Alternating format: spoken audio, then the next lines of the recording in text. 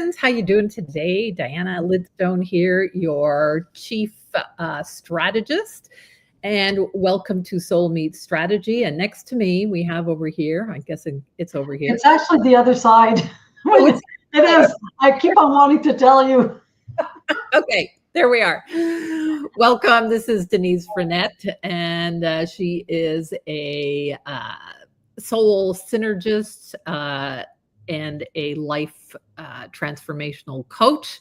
And we are here weekly at 11:30 talking about a variety of conversations and topics. And today we're going to talk about one of my favorite topics, which is about being the bottleneck in your business. And you can see down below, we are talking about going from doing it all, that do it all boss, or as I like to call it, that chief everything officer, to an empowered CEO.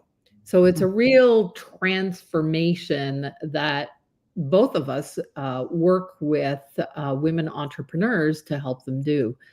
So Denise, tell them a little bit about our conversation that we had yesterday and the word bottleneck. Yeah, so actually it started Last week. a few weeks back, like when we were looking at these topics, when we were preparing to do this podcast, preparing our program and all that stuff. Okay. And and I was listening to you and you said, okay, so that week I really, really, really want to talk about this blah, blah, blah bottleneck. And I'm just sitting there for a minute, letting it, go through my mind. And I'm thinking, what in the freaking world is she talking about?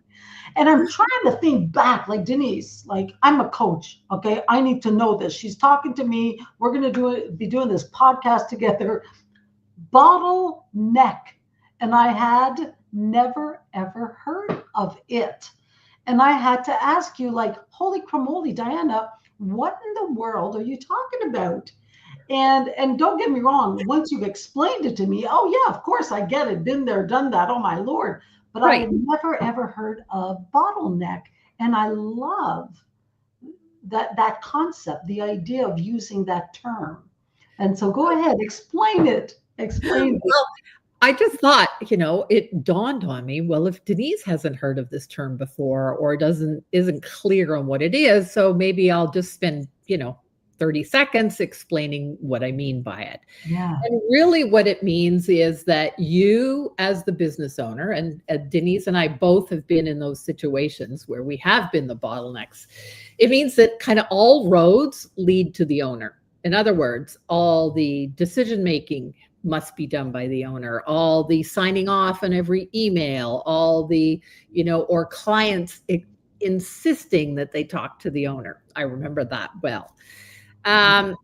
The business owner is what I call that chief everything officer, right? Juggling all the hats, wearing all the hats, meaning they are the sales, the marketing, they're the chief admin officer, the chief financial officer, putting out all the fires, and they wonder why they're burnt out. I can't imagine. Yes. Right? And now another component of that is that the team can't seem to act without them.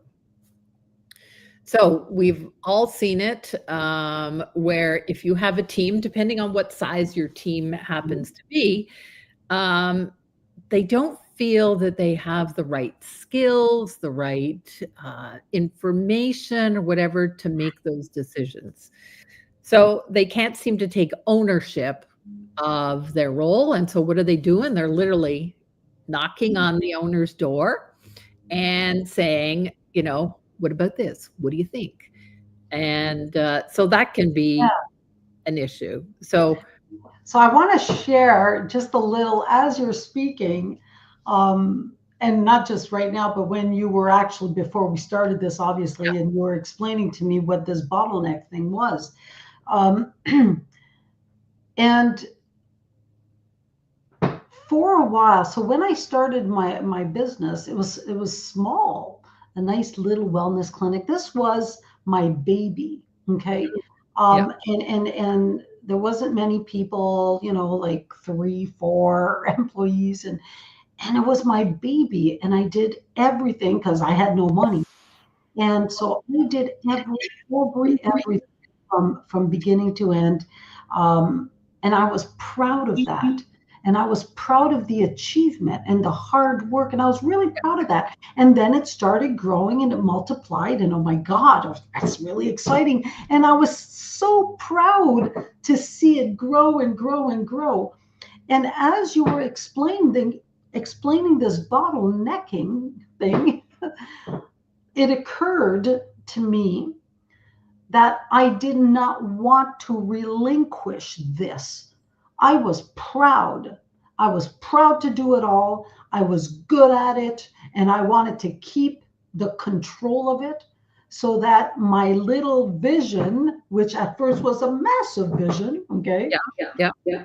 always was mine and mine alone, because I wanted to be the one who did it all. I did, and I held so much pride in that. And guess what? You want to talk burnout? You want to talk where the staff, which were my team, and I didn't view them as my team because I started it.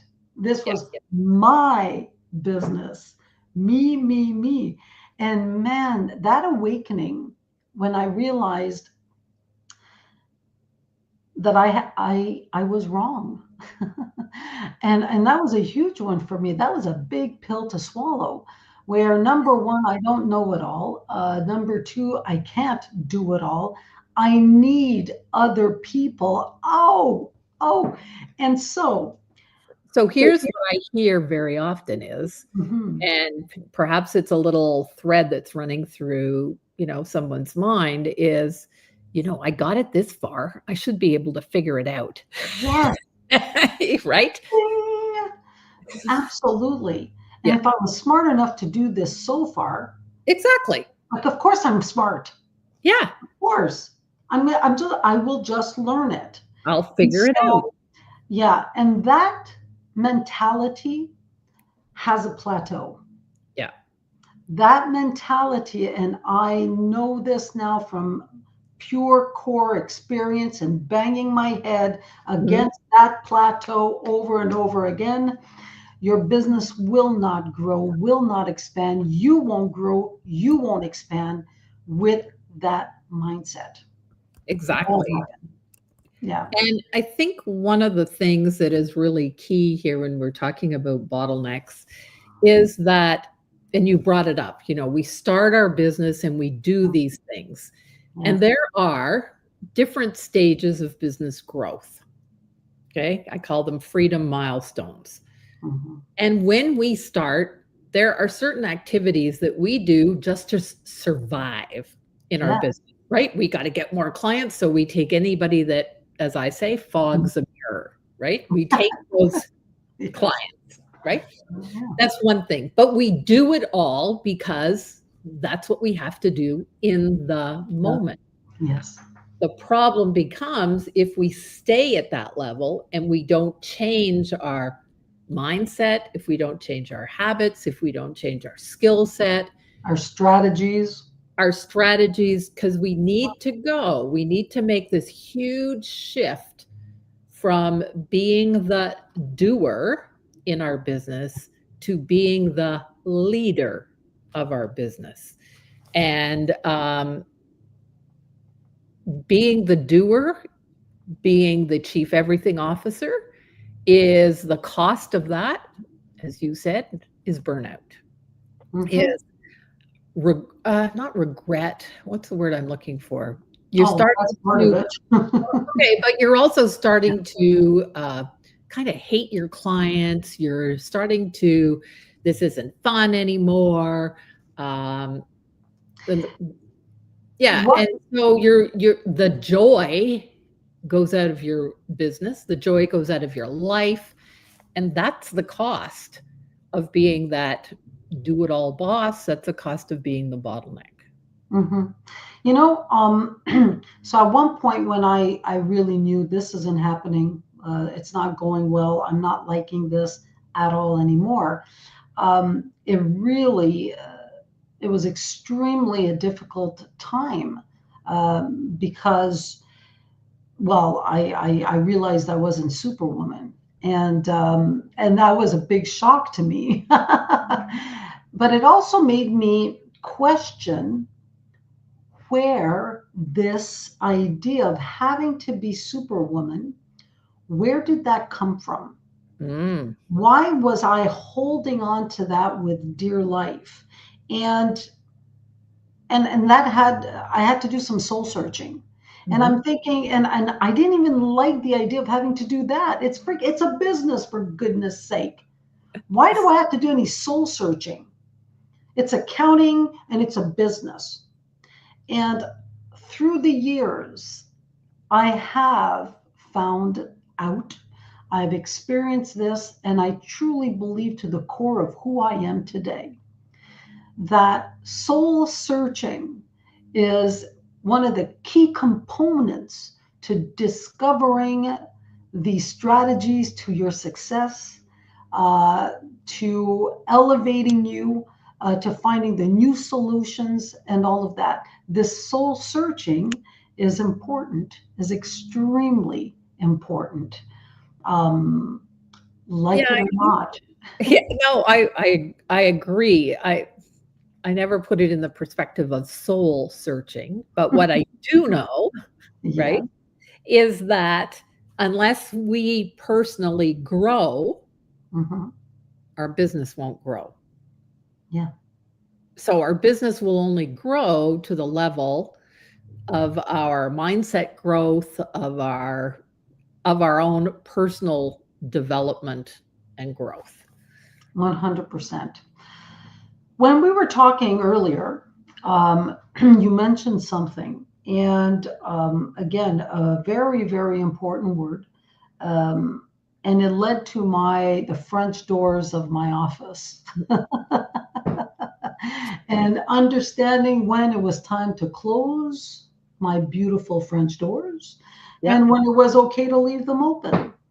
yep, And that came about when we were discussing the importance of understanding boundaries that's right. within a work environment.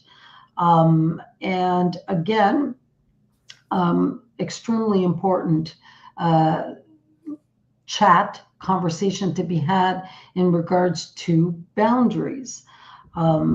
So why don't you speak a little bit about that, Diana? Because you're the one we had started that conversation. Right, right. I'm just typing in the chat here. Sorry, I'm just there. Yeah, boundaries. As the leader of your business, it's your team is actually looking to you to set distinct boundaries. It's kind of like being a parent, Yes, it is. right? We have to raise our kids with certain boundaries, and it's our team is looking to us for those boundaries. So I remember working with an accountant years and years ago, and she said one of her big problems was being interrupted with questions from her team. And they were in a physical office. Okay. And so she would, uh, the teams would come in and ask her a question. It was constant interruption. She said she couldn't get anything done. So I said to her, I said, I'm curious, do you have a door on your office? And she said, yeah. And I said, is it mostly open or closed? And she said, it's mostly open. And I said, well, what if you trained or explained to your team that when the door is closed, that means you are working with your head down and you need to get some work done, and they are not to interrupt you unless it's like life or death. So she did that and she said, it was amazing that one simple act, how it set boundaries. And so you were explaining about your husband, and we have done that too here at our own home because we work Yes, from home and we get interrupted, right? absolutely. And how are they to know? Like, how is he, Right. my wonderful husband? And so I have an office at home. Okay, I'm sitting in it presently, and yeah, I'm working, and sometimes I'm writing, and even if I'm not technically writing, I'm thinking, I'm processing, I'm deep in thought. And I would leave the doors open. And then he'd walk by, okay, and say, "Oh, Denise, by the way, for tonight, for supper tonight," and I'm like, "Oh, just wait a minute. Yeah, yeah, I'm just curious to know." And he'd go on and on and on. And then, I lose the train of thought. I get impatient with him inside. I'm like, "For God's sakes, can't you figure this out on your own?" But anyway, and for the most part, I would not say it out loud, but it occurred to me, Denise, that hey, why don't you just close the doors? They're Yeah. beautiful. Why not? I love looking at my doors. They're gorgeous. They're made of wood and they're just beautiful. So anyway, and that's all it took, a little explanation. Yeah. And so what developed from that was, of course, a setting of boundaries, and it was also an establishing of respect. And the same thing is for a work team. Exactly. So, as I did this at work as well, established, okay, those boundaries. So, when I'm doing this, guys, unless it's an actual emergency, I'm really focusing on doing this. This has to get done, da, da, da, da, and so on and so forth. So, that goes both ways, Yeah. as well as for your team. One of And the things, yeah, I think that's a great example. One of the things that I do notice is that entrepreneurs, especially women, have said to me, Diana, when they ask me these questions, they really know the answer themselves. mhm, And I said, how true it is. They do know the answer, but they're looking for validation from you. I that's said, what if you flipped the switch? What if they came to you and said, well, do you think this is what I should do? X, Y, and Z. And I said, what if you said, do you think that's the right move for this situation? Or something to that effect. What do mhm, you think is the right answer? mhm. Right? And so when you flip the switch and they realize they already know the answer, why don't you try and figure it out for yourself? I'm not going to reprimand you, whatever. It Mhm. empowers, excuse me, it empowers them to. Of course, and it encourages dialogue, and it is a form of respect. Yeah. They're part of the team. Of course, they should have that chance, the ability to share their input, whether you agree with it or not, whether you see it their way or not. As a leader, okay, Yeah. as a team player, okay, it is to your benefit to be open and flexible because there's so many different ways of seeing a circumstance, an opportunity, and all of that, and different solutions. There's always more than one solution, and the only way to come to that is to have the flexibility, the openness to hear, to listen, and to discuss and develop from that. And the boundaries is all part of that. The understanding that you don't do it all on your own, okay, Yeah. is all part of that, 100%. And I think I'm curious as to those people that are watching, if you would leave a comment, we'd love to hear. Um, have you found yourself being that chief everything officer, a stage in your business, or do you think you're moving up to that stage? But I think a lot of this also comes from our culture that we grew up in. I'm in my 70s. I'll just put it out there. I grew up where the women stayed home and the women did the work and they were expected to do this, and the man went off to, be the breadwinner, Yeah. bring home the bacon. And then all of a sudden, there was a flip in culture, and Yes. women started going out working. But for some reason, they seemed to think that when they went out to work, when they went out to start businesses, that they had to be like the men and do it all and, really be those super women. Yes. And oh gosh, talk about hitting the nail on the head on the nail or the nail on the head, whatever it is. You know what? And the thing is that men don't do it all. Men were not doing it all. They Exactly. had the woman at home doing the cooking, doing the cleaning, doing the But raising of the kids, yeah, and all of that. So they came home and poof, there it yeah. is. Oh, here's your dinner, dear. Yeah, Yes. Oh my Lord. And yeah. so okay, so I watched my mom. Okay, my father was a businessman. We were six kids. Wow. Yeah, six kids. Well, we're still six kids. And my mother was also a business owner for a while. Okay. She was also played the organ at the church.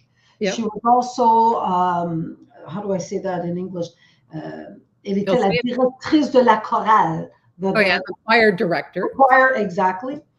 Um, she cooked, Yeah, for she 6 did the kids. groceries, Yeah, she did the mending of clothing, yeah, she did the shopping, yep. the house, like unbelievable. No wonder she didn't smile half the time. Okay. And so I looked at her, and I remember thinking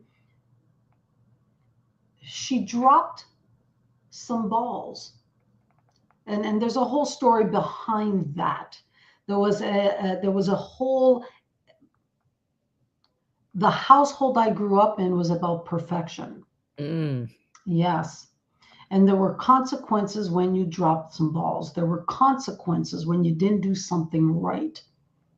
So when I went into the soul searching bit, Diana, Mhm. uh, it occurred to me the mentality that was behind me wanting to be Superwoman.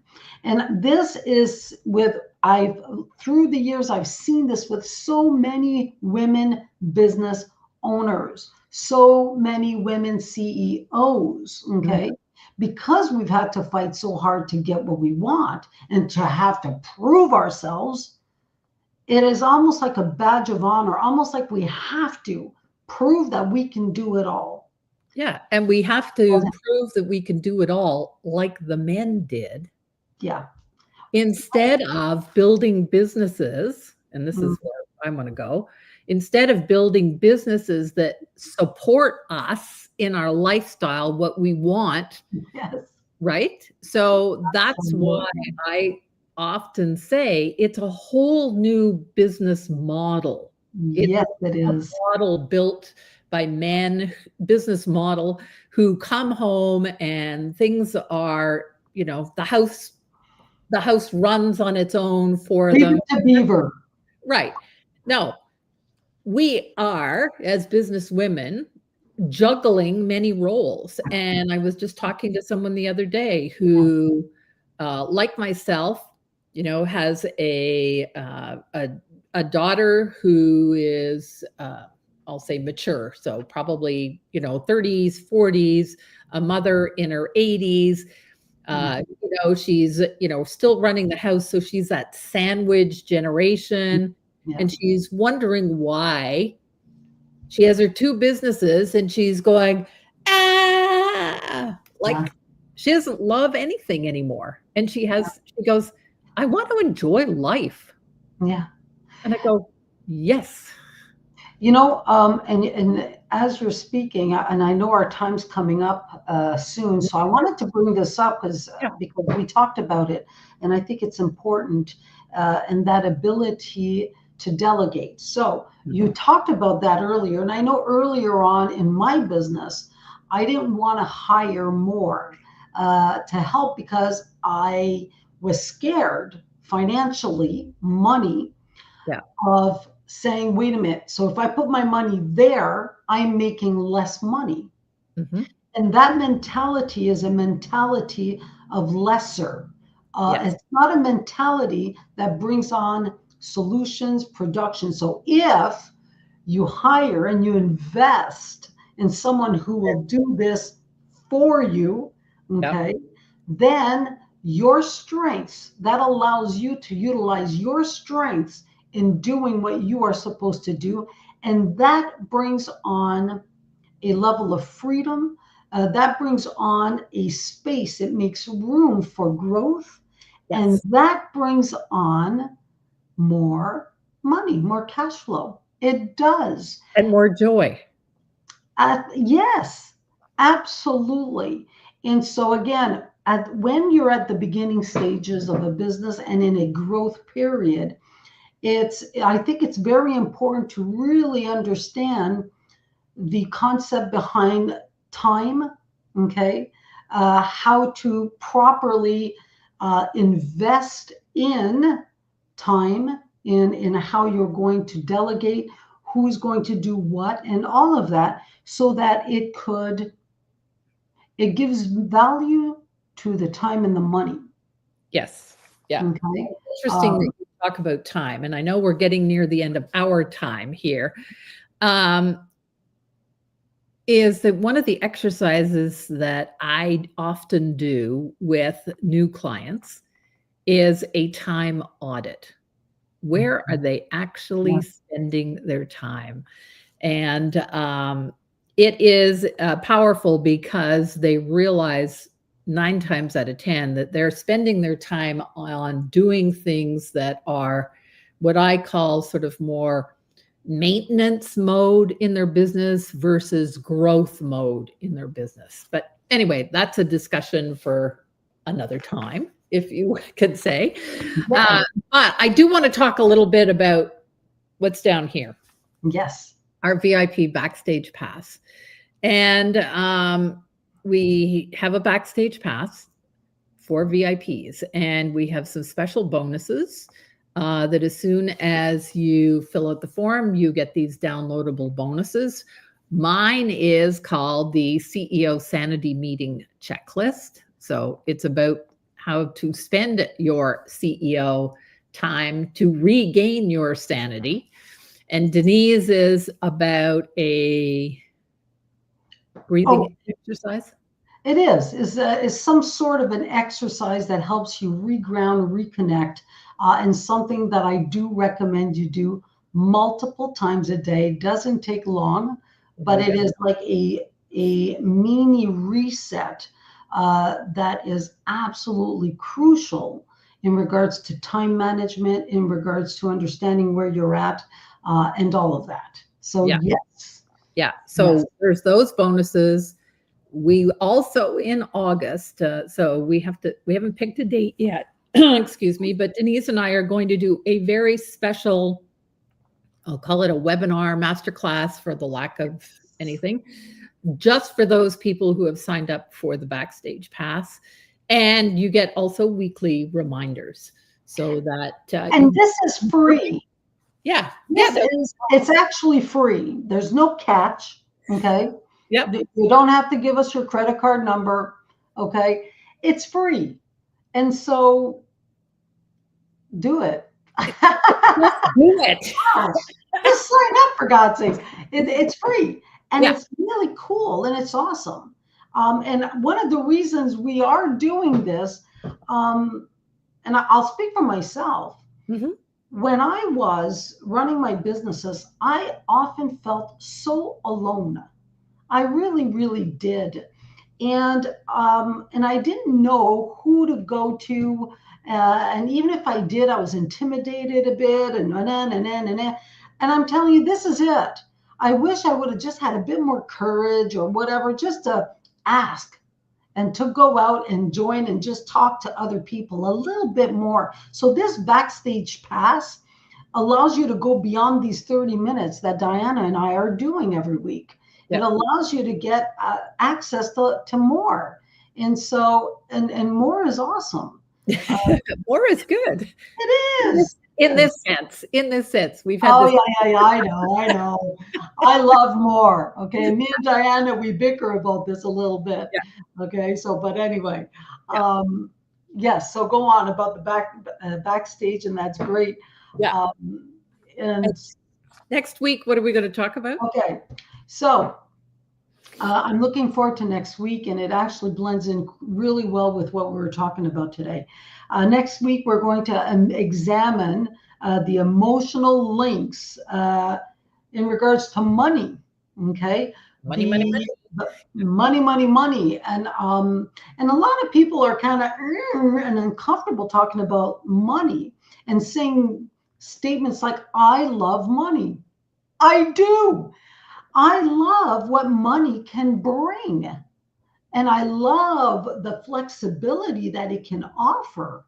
Okay. And so, again, we're going to talk about blockages, preconceived notions, shame, greed, whatever it is, whatever it is that feels uncomfortable. We're going to talk about respect, the respect to be given in regards to money. Okay. And all of that. And I am looking forward to to talking about it. Yes, so I'm really looking forward to sharing. One of the things that I learned, I used to do live events, as some of you know, and I had the money event. And I soon learned that women would rather talk about sex or death before money. So we'll leave it on that note. Sex or death. Oh, holy. Yeah. You know, you're probably right. and again, we're going to talk about this next week, but I get it. I get it, because I think there's a lot of pressure on women now to show the bucks, to show that we can make money and all of that. And again, there's baggage. Yeah. So I'm really, really, really looking forward to embarking on our conversations for next week. And I personally want to thank anyone that takes the time to join us. Yes. Absolutely. To join us, to listen to this. Thumbs up. Yeah. Yep, absolutely. And we just hope that our conversations help create more conversations. Yeah, more conversations, a sense of curiosity in the sense of how can we find new solutions? How can we keep on growing, and things like that? And that's the purpose of all this. And so thank you very, very much for joining us, for hearing us. And I hope to see you next week. I am very much looking forward to continuing on this sharing, okay, with you amazing business ladies. And there you go. So have a wonderful weekend. Have a great week. Thanks, everybody. Take care. Bye for now. We'll see you next Thursday, 11:30 Eastern Standard Time. Same place, same station. Bye.